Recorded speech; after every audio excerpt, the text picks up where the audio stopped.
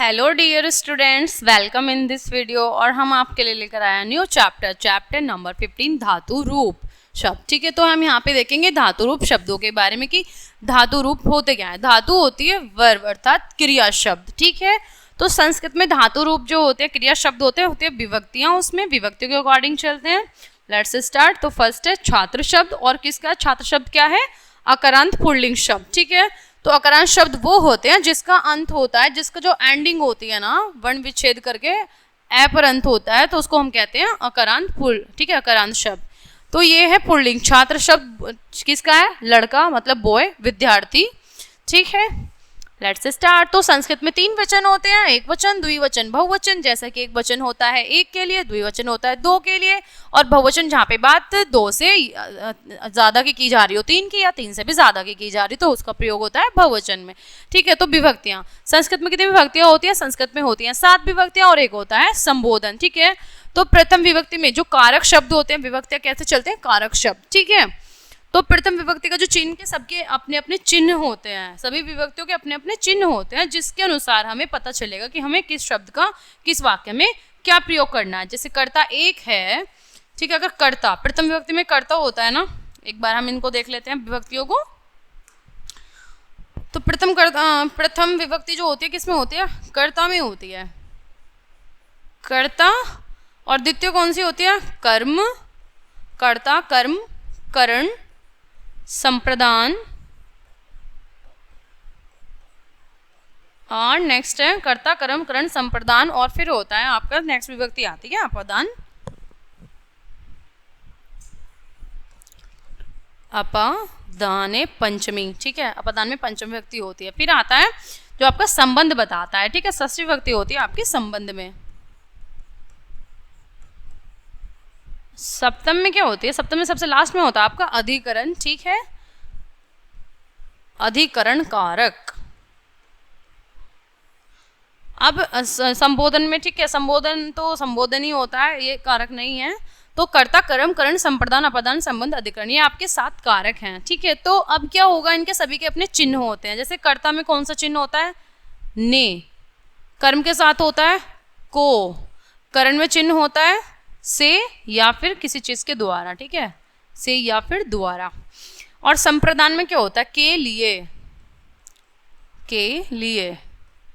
और अपदान में चिन्ह होता है से, मतलब यहाँ आप देखिए, यहाँ पे भी से है तृतीय में भी और उसमें भी, पर जो तृतीय में से है उसमें मतलब जिस चीज से काम किया जा रहा है। और पंचम अपदान में जो से चिन्ह है उसका मतलब है चीज वहां से बिल्कुल ले ली गई है, बिल्कुल अलग हो गई है। ठीक है, तो वो वाला सेम। संबंध, संबंध जहाँ पे आपका होता है किसी से किसी चीज़ का संबंध बताया जा रहा हो, का, की, के, रा, री या फिर रे, इस तरह से हो जाएगा। अधिकरण, ठीक है, अधिकरण में जो चिन्ह होता है ना वाक्य में होता है में, पर या फिर पे। चलिए, अब इसको आप अच्छे से समझ सकते हैं। तो कर्ता ने कर्म को करण से संप्रदान के लिए, अपदान से संबंध मतलब का, की, रे, और अधिकरण मतलब में, पर, पे। तो यहाँ बालक शब्द है किसमें? प्रथम विभक्ति में बालक है।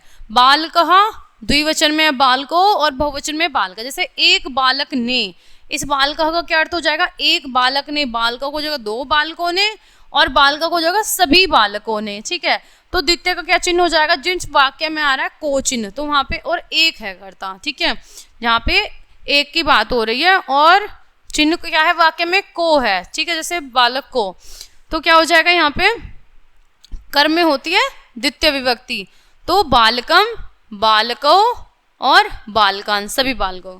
ठीक है, फिर करण में क्या होता है? करण में होती है तृतीय विभक्ति जिसका चिन्ह होता है से या फिर द्वारा। जैसे एक बालक से कुछ काम कराया गया। ठीक है, तो बालकेन, 2 बालकों से, बालकाभ्याम, बहुत सारे बालकों से या बहुत सारे बालकों के द्वारा, तो बालकः। अब संप्रदान आता है चतुर्थ विभक्ति। ठीक है, चतुर्थ विभक्ति संप्रदान जिसमें होता है चिन्ह के लिए, तो उसमें क्या हो जाएगा? एक बालक के लिए बालिकाएं, 2 बालकों के लिए बालकाभ्याम, बहुत सारे बालकों के लिए या सभी बालकों के लिए बालकेभ्य। इसी तरह से पंचम विभक्ति में आ जाएगा अपदान, मतलब जहां से चीज अलग हो रही हो तो उसका चिन्ह होगा से। जैसे बालकात का अर्थ हो जाएगा एक बालक से, बालकाभ्याम का हो जाएगा 2 बालकों से, और बालकेभ्य का हो जाएगा सभी बालकों से। ठीक है, तो षष्ठी विभक्ति आती है आपके। षष्ठी विभक्ति में होता है संबंध कारक जिसका चिन्ह होता है का, की, के, रा, री, रे। तो बालक से अर्थात एक बालक का या एक बालक की या एक बालक के या ठीक है। बालकयोः अर्थात दो बालकों के, और बाल का नाम मतलब सभी बच्चों के, ठीक, सभी बालकों के। सप्तमी में होता है अधिकरण, और अधिकरण का चिन्ह होता है में, पर, पे, ठीक है। तो एक बालक पर या एक बालक में या एक बालक से पे, बालकयोः दो बालकों पर, और बालकेषु सभी बालकों पर, ठीक है। तो संबोधन होता है, इसे पुकारते हैं किसी को नाम लेकर, हे बालक मतलब अरे बालक, हे बालकों अरे दो बालकों, हे बालका अरे सभी बालकों, ठीक है। तो इसी तरह से क्या हो जाएगा यहाँ पर, इसी प्रकार अन्य अकारांत पुल्लिंग शब्दों के रूप भी चलते हैं। तो इसने कहा है सिर्फ अकारांत पुल्लिंग शब्द, तो जितने भी शब्द अकारांत पुल्लिंग होंगे ना वो इसी तरह से उनके रूप चलेंगे, शब्द बदल जाएगा, जो लास्ट वाले प्रत्यय है ना ये सब इसी की तरह चलेंगे विभक्तियां, ठीक है। जैसे राम शब्द है तो क्या हो जाएगा आपका, राम शब्द का जैसे आपका षष्ठी व्यंजन में बन जाएगा रामस्य, रामयोः, रामानाम। वृक्ष शब्द है, वृक्ष शब्द का आपका सप्तम विभक्ति में जाएगा वृक्षे, वृक्षयोः, वृक्षेषु, ठीक है। इसी तरह से इन शब्दों के भी रूप बन जाएंगे। नेक्स्ट है अकारांत नपुंसकलिंग शब्द। देखिए अब ये अकारांत जरूरी नहीं है पुल्लिंग ही हो, ये अकारांत नपुंसकलिंग भी शब्द हो सकता है, और ये अलग तरह से चलेंगे, इनके रूप पुल्लिंग से भिन्न होते हैं, ठीक है। तो अकारांत के जो शब्द पुल्लिंग वाले होते हैं वो अलग तरह के होते हैं, उनकी जो विभक्तियां हैं वो अलग लगेंगी, ठीक है। विभक्ति मतलब सेम होते, प्रत्यय चेंज हो जाते हैं, और जो नपुंसकलिंग शब्द है वो अलग रहेंगे। तो यहाँ पे शब्द लिया गया है पत्र। अगर हम पत्र का वर्ण विच्छेद करें किस पर अंत हो रहा है, ए पर अंत हो रहा है, तो ये भी अकारांत शब्द है। बट कौन सा अकारांत, पत्र शब्द पुल्लिंग तो है नहीं है, स्त्रीलिंग भी नहीं है, तो ये तो नपुंसकलिंग है, तो इसको हम बोलेंगे अकारांत नपुंसकलिंग शब्द। इसके रूप अलग तरह से चलेंगे, कैसे, पत्रम, पत्रे, पत्राणी, जैसे सेम वही हो जाएगा, एक पत्ते ने, ठीक है, कर्ता ने, जिसके जो चिन्ह थे, कर्ता ने कर्म को करण से या फिर द्वारा संप्रदान के लिए, ठीक है, के लिए इसका चिन्ह हो जाएगा। सेम वैसे ही पंचमी में था कौन सा चिन्ह, से, अपादाने, ठीक है, और षष्ठी में संबंध का, की, रे, रा, ठीक है, और सप्तमी में था आपका अधिकरण जिसमें क्या था, में, पर और पे, ठीक है। तो इस तरह से इसके रूप हो जाएंगे, जैसे पत्रम, पत्रे, पत्राणी, एक पत्ते ने, दो पत्तों ने, सभी पत्तों ने, पत्रम अर्थात दो पत्तों को, सॉरी एक पत्रम अर्थात एक पत्ते को, पत्रे दो पत्तों को, पत्राणी सभी पत्तों को, ठीक है। फिर हो जाएगा पत्रेन, एक पत्र के द्वारा या फिर एक पत्ते से, पत्राभ्याम दो पत्तों के द्वारा, या फिर पत्र मतलब पत्ते को कहते हैं, लेटर नहीं है यहाँ पर, ठीक है, पत्ता, लीव।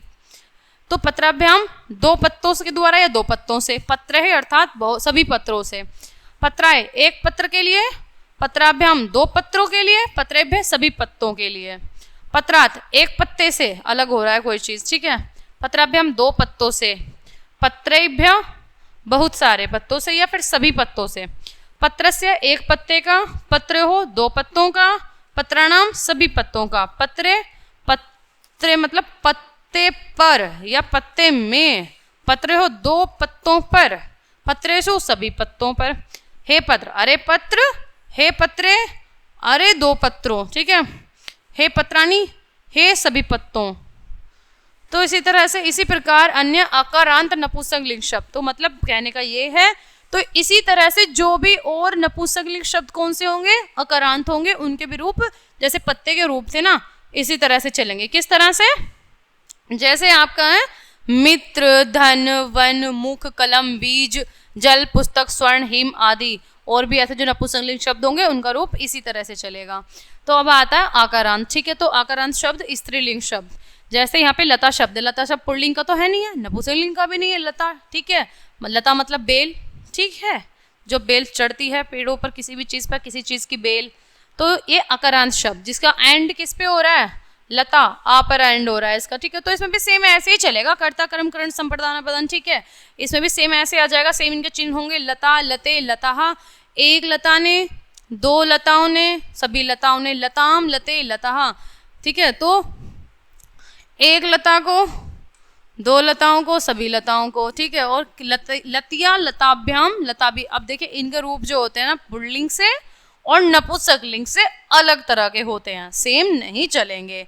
पुल्लिंग के सेम चलेंगे जो अकारांत होंगे, नपुंसकलिंग के सेम चलेंगे जो अकारांत होंगे, और अब यहाँ पे बात की जा रही है अकारांत। आकारांत स्त्रीलिंग शब्दों के जिसका ए पर एंड हो रहा है, तो इनके रूप इस तरह से चलेंगे। और बाकी जो है ना, इसी प्रकार जो अन्य अकारांत स्त्रीलिंग शब्द होंगे ना, उनके रूप भी इस तरह से चलेंगे। जैसे कौन कौन से? अम्बा, विधा, रमा, बाला, निशा, कन्या, शिखा, जटा, रेखा, प्रभा, शोभा, राधा, तारा, कौशल्या, कला आदि, जो इस प्रकार के और भी शब्द होंगे। ठीक है, फिर है आपका नदी, ईकारांत शब्द। अगर हम नदी शब्द का वर्ण विच्छेद करें, किस पर एंड हो रहा है? ई पर हो रहा है। तो ठीक है, आकारांत भी होते हैं और स्त्रीलिंग शब्द क्या होते हैं? ईकारांत भी होते हैं। स्त्रीलिंग शब्द आकारांत भी है, आ पर भी एंड हो रहा है और ई पर भी हो रहा है, तो ईकारांत भी होते हैं।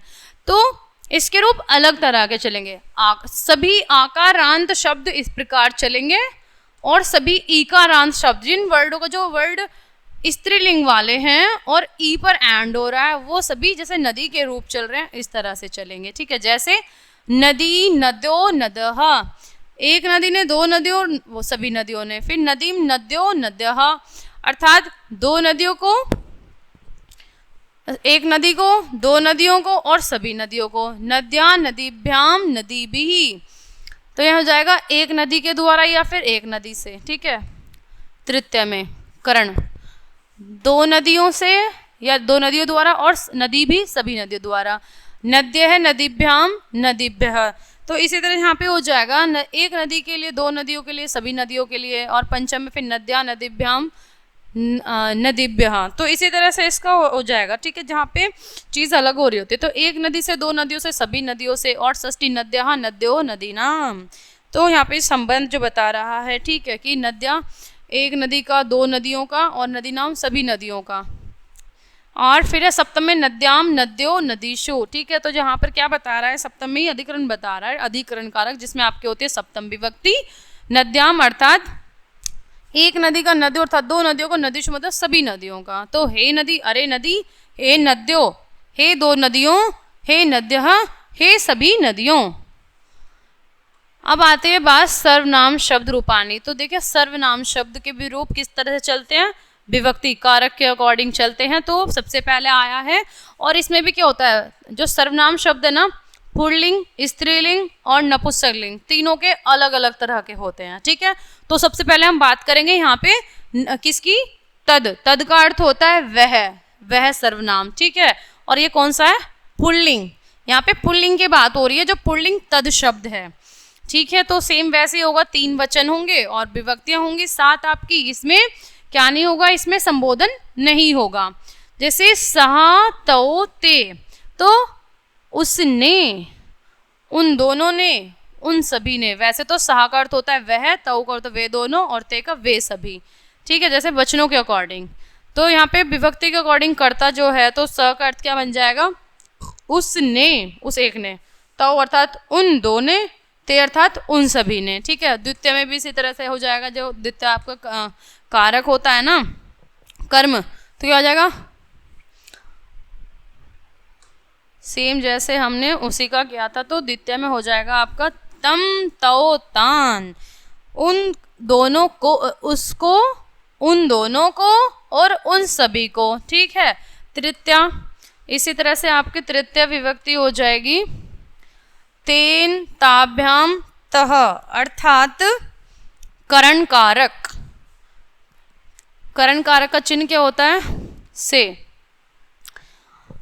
उससे, उन दोनों से, और तह का अर्थ हो जाएगा उन सभी से। तस्मै ताभ्याम तेभ्य, तस्मै ताभ्याम तेभ्य का हो जाएगा यहाँ पे। ठीक है, जो चतुर्थ होते हैं आपके संप्रदान के लिए जो चिन्ह होता है, तो उसके लिए, उन दोनों के लिए, उन सभी के लिए। तस्मात् अर्थात उससे, ताभ्याम उन दोनों से, तेभ्य उन सभी से। तस्य अर्थात उसका, तयो उन दोनों का, तेषाम उन सभी का। तस्मिन्, तयो, तेषु, उस पर या उसमें, उन दोनों पर या उन दोनों पे, और तेषु उन सभी में या उन सभी पे। ठीक है, तो इसी तरह से क्या होगा? सर्वनाम शब्दों का संबोधन नहीं होता। जैसे आपको भी बताया था कि सर्वनाम शब्दों में संबोधन नहीं होता। ठीक है, अब हम देखेंगे तद शब्द स्त्रीलिंग के लिए। अभी तो हमने पुल्लिंग के, अब स्त्रीलिंग शब्द देखेंगे, वो अलग तरह से चलते हैं उसके रूप, और पुल्लिंग के अलग तरह से चलते हैं। ठीक है, और नपुंसकलिंग के अलग तरह से चलेंगे। तो इनको देख लेते हैं हम फिर से, वही 7 विभक्तियां हो जाएंगी, संबोधन नहीं होगा, एक वचन एक के लिए, दो वचन दो के लिए। जैसे सा ते तहा, सा का मीनिंग होता है वह गर्ल के लिए, ते का होता है वह दो लड़कियों के लिए, और ते का होता है, तहा का होता है वह सभी लड़कियों के लिए। ठीक है, तो आपका हो जाएगा इस तरह से सा ते तहा, वह या उससे। ठीक है, उसने, ते का अर्थ हो जाएगा उन दोनों ने, ता हो जाएगा उन सभी ने। ठीक है, फिर ताम है, ताम ते तहा, ताम ते तहा, उन दोनों को, सॉरी उसको, ते का हो जाएगा उन दोनों को, और ता हो जाएगा उन सभी को। तया ताभ्याम तानी से, तो तया यानी कि उससे या उसके द्वारा, ताभ्याम उन दोनों से या उन दोनों के द्वारा, और तानी उन सभी के द्वारा या उन सभी से। ठीक है, तो चतुर्थी में आ जाता तस्मै, तस्यै ताभ्याम ताभ्यः, तो तस्यै अर्थात उसके लिए, किसके लिए, उस एक के लिए, ताभ्याम उन दोनों के लिए, ताभ्य उन सभी के लिए, तस्याः ताभ्याम ताभ्यः, तस्या ताभ्याम ताभ्यः।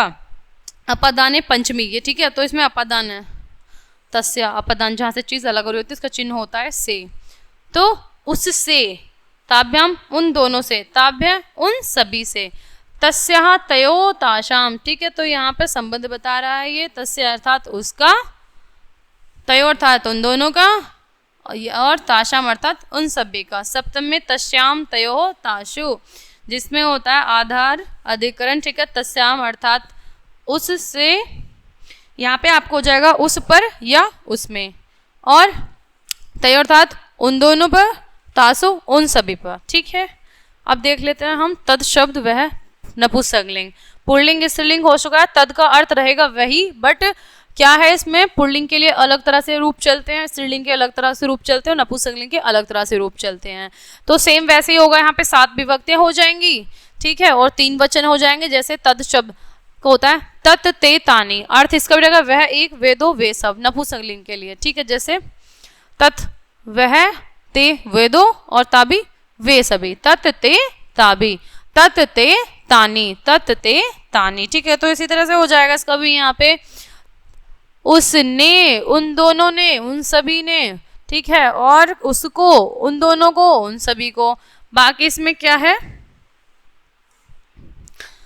शेष रूप पुल्लिंग की भांति होते हैं। देखिए अब जो इसके और रूप चलेंगे ना, बस प्रथम और द्वितीय विभक्ति में जो नपुंसकलिंग शब्द होते हैं, तत् शब्द नपुंसकलिंग में जो होते हैं, प्रथम और द्वितीय विभक्ति में तो इस तरह से चलेंगे। बाकी तृतीय विभक्ति से लेकर सप्तम विभक्ति तक जैसे पुल्लिंग तद शब्द चलते हैं, वैसे ही इसके रूप चलेंगे। ठीक है, सेम वैसे ही। तो अब आ जाता है एतद अर्थात वह पुल्लिंग शब्द, एतद अर्थात यह। ठीक है, एतद का अर्थ होता है, तत् का वह होता है, एतद का होता है यह। एक वचन, द्विवचन, बहुवचन सेम वैसे ही रहेगा। ठीक है, तो जैसे दिस दैट होता है। ठीक है, अब हम बात करेंगे दिस की, जो चीजें पास में होती हैं, तो सेम वैसे ही चलेगा। प्रथम द्वितीय तृतीय 7 विभक्तियां होंगी। एषः, एतौ, एते। ठीक है, इसने, पहले था हमारा उसने, अब बन जाएगा इसने, इसने, इन दोनों ने, इन दोनों ने या इन दो ने, और इन सभी ने।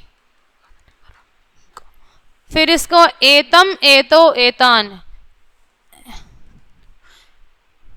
इसको, इन दो को, इन सभी को।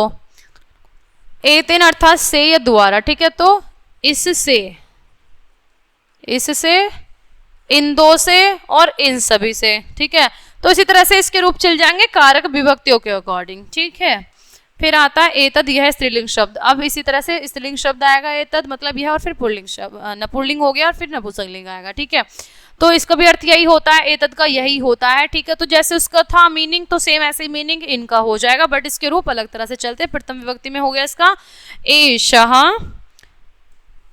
एषा, एते, एतः, यह एक, ये दो, ये सभी, बालिकाओं के लिए। ठीक है, तो एषः का हो गया इसने, इन दोनों, और इन सभी ने। एताम अर्थात इसको, और एते इन दो को, और एतः इन सभी को। एतयः, एताभ्याम, एताभि, इससे या इसके द्वारा, इन दो के द्वारा या इन दोनों से, और एताभि यानी इन सभी से या इन सभी के द्वारा।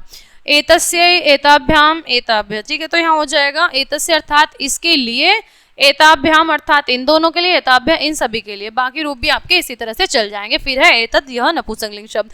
आप देखिए जो तत् शब्द था पुल्लिंग, उसके भी बस प्रथम द्वितीय विभक्ति अलग थी और बाकी पुल्लिंग के समान थी। तो एतत शब्द भी सेम वैसे ही रहेगा कि प्रथम द्वितीय विभक्ति अलग रहेंगी और बाकी पुल्लिंग के समान हो जाएंगी, ठीक है। जैसे एतत, एते, एतानि, तो इसका मीनिंग भी यही है, यह एक, ये दो, ये सब, बट नपुंसकलिंग चीजों के लिए, ठीक है। तो इसने, इन दोनों और इन सभी ने, एतत, एते, एतानि सेम है इसके रूप, मतलब प्रथम द्वितीय में सेम है, एतत, एते, एतानि, एतत, एते, एतानि, और बाकी जो इसके रूप चलेंगे चलेंगे पुल्लिंग के अकॉर्डिंग, ठीक है, जैसे पुल्लिंग के चलते हैं। युष्मद अर्थात, युष्मद होता है तू शब्द, ठीक है। तुम, जहाँ हम किसी से, जो हमारे सामने से हम बात कर रहे हैं, जो श्रोता होता है, सुनने वाला, उसको हम कहते हैं युष्मद, ठीक है। तो युष्मद होता है आपका उत्तम पुरुष। प्रथम होता है, प्रथम पुरुष होता है आपका जो हमने अभी सर्वनाम शब्द रीड किए हैं। और जो मध्यम पुरुष है ना, मध्यम पुरुष होता है आपका, सेकंड नंबर का मध्यम पुरुष होता है, मध्यम पुरुष होता है युष्मद, ठीक है, जो बात को सुनने वाला होता है। तो ये तीनों लिंगों में समान रूप चलता है। देखिए इसमें पुल्लिंग, स्त्रीलिंग या नपुंसकलिंग का कोई ऐसा भेद नहीं है कि जिसमें हमें चेंज करना होगा। युष्मद शब्द जो चलते हैं और अश्मद शब्द, ठीक है। युष्मद क्या है? मध्यम पुरुष,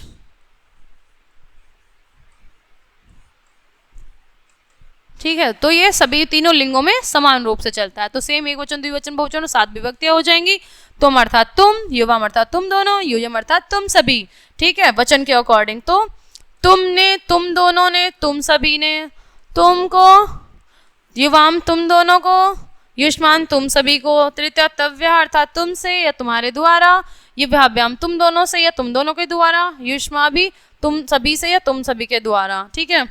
तुभ्यम, युवाभ्याम, युवाभ्यम, ठीक है, युवाभ्याम, युषंभ्यम, युषंभ्यम। फिर यहाँ पे सेम इसको हो जाएगा कि तुम्हारे लिए, तुभ्यम मतलब तुम्हारे लिए, तुमको, तुम दोनों के लिए, युवाभ्याम, ठीक है। और युषंभ्यम हो जाएगा यहाँ पे तुम सभी को, या ठीक है, तुम सभी के लिए, तुम सभी के लिए। तो पंचम इसी तरह से हो जाएगा तव्य, तवत, युवाभ्याम, युष्मत्, तव, युव्यो, युष्माकम, त्वयि, युव्यो, युष्मासु, अर्थात तुम पे या तुम पर, तुम दोनों पर या तुम सभी से, ठीक है। नेक्स्ट है अश्मद, ठीक है, जिसके हम अभी बात कर रहे थे। तो ये होता है आपका उत्तम पुरुष, थर्ड नंबर पे। प्रथम हो गया आपका अन्य पुरुष, ठीक है, दूसरा हो गया मध्यम पुरुष जो आपका युष्मद होता है, अश्मद हो गया आपका उत्तम पुरुष, वक्ता, जिसमें बात को कहने वाला, जो मैं सर्वनाम होता है जैसे, ठीक है। तो सेम ऐसे हो जाएगा अहम, आवाम, वयम, अर्थात मैं, हम दोनों, हम सभी, ठीक है। Let's start. तो सेम ऐसे इसमें 7 विभक्तियां हो जाएंगे, इनके सभी के अपने चिन्ह होते हैं, जैसे आपको बताया था, ठीक है। ने, को, से तृतीय में, ठीक है, कर्ता ने कर्म को करण से प्रदान के लिए, यहाँ पे पंचमी अपादाने से अलग करना, जहाँ पे चीज अलग की जा रही हो, ठीक है। चलिए देख लेते हैं, एक रह गया है।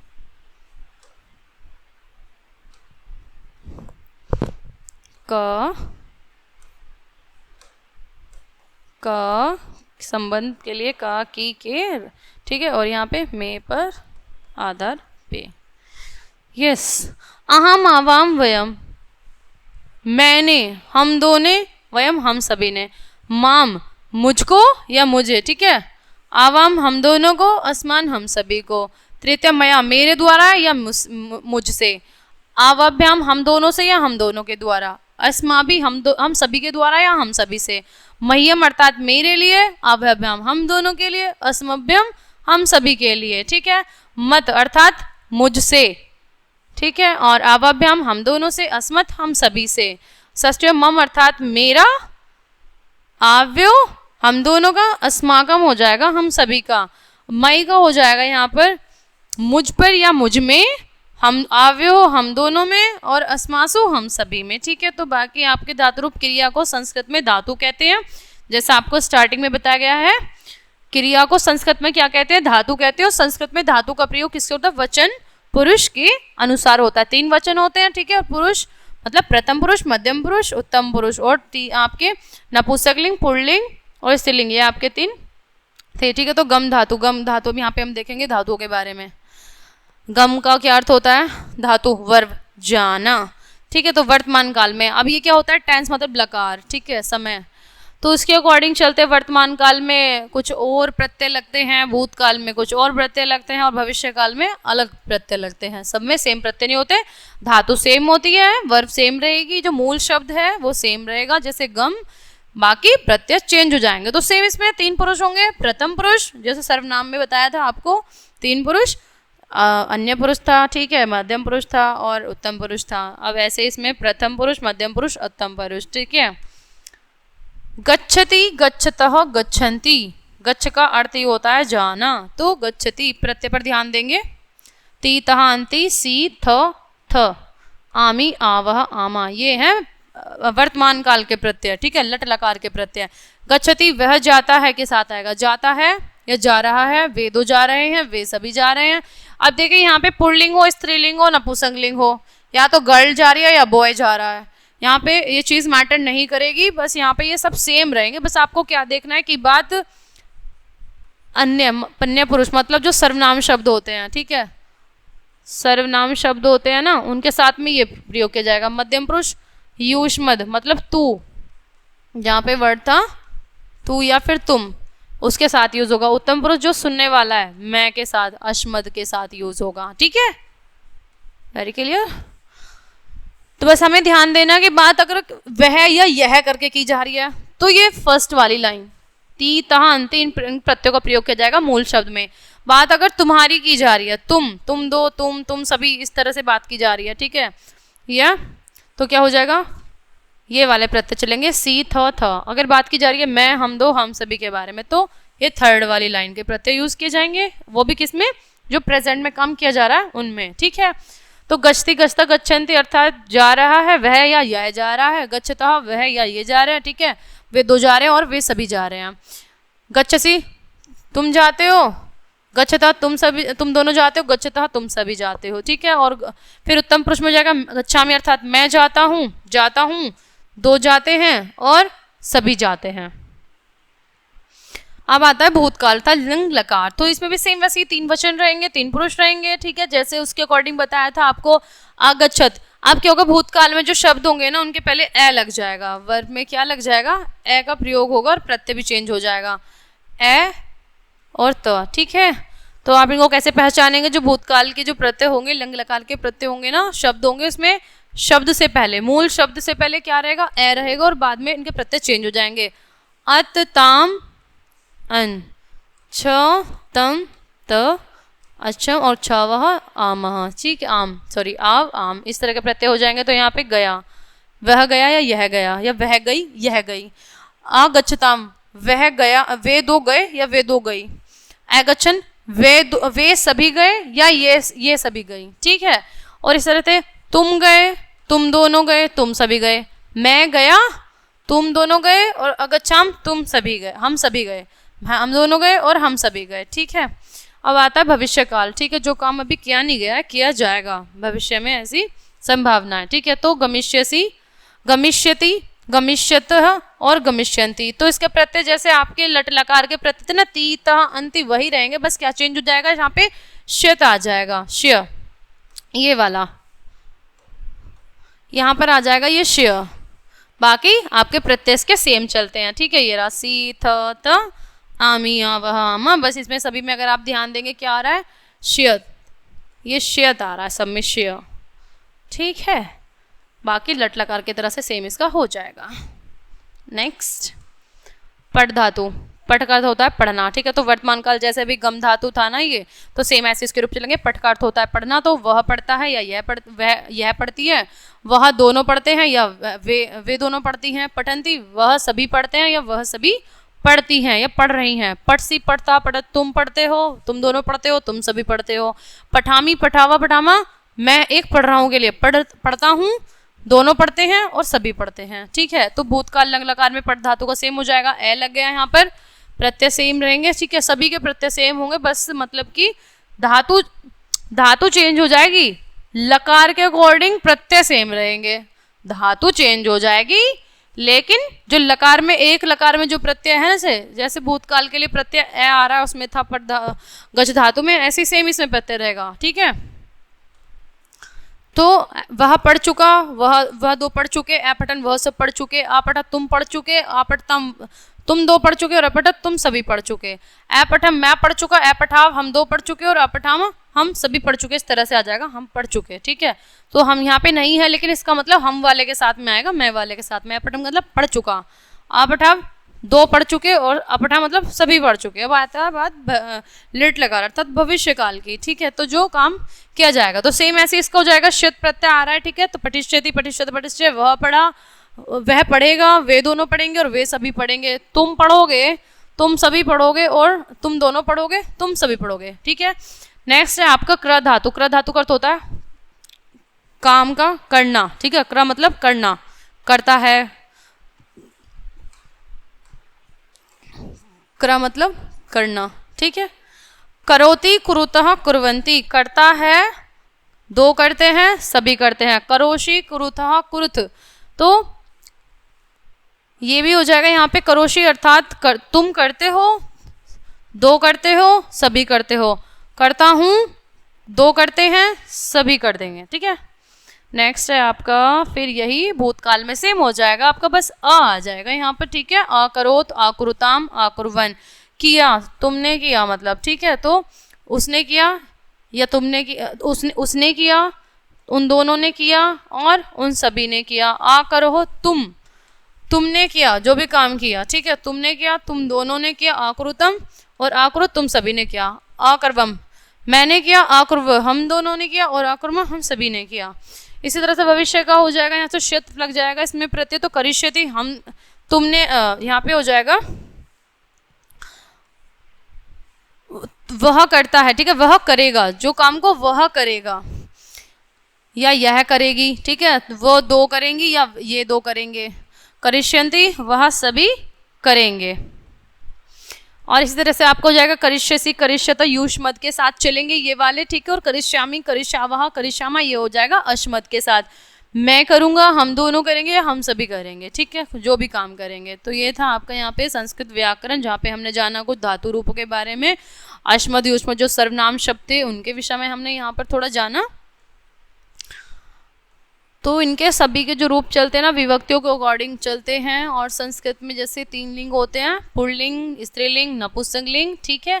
तो ये थे शब्द धातु रूप। ये चैप्टर आपका यहीं पर हो जाता है कंप्लीट। आई होप आप सभी को समझ में आया होगा। मिलते हैं नेक्स्ट वीडियो में, तब तक के लिए बाय बाय।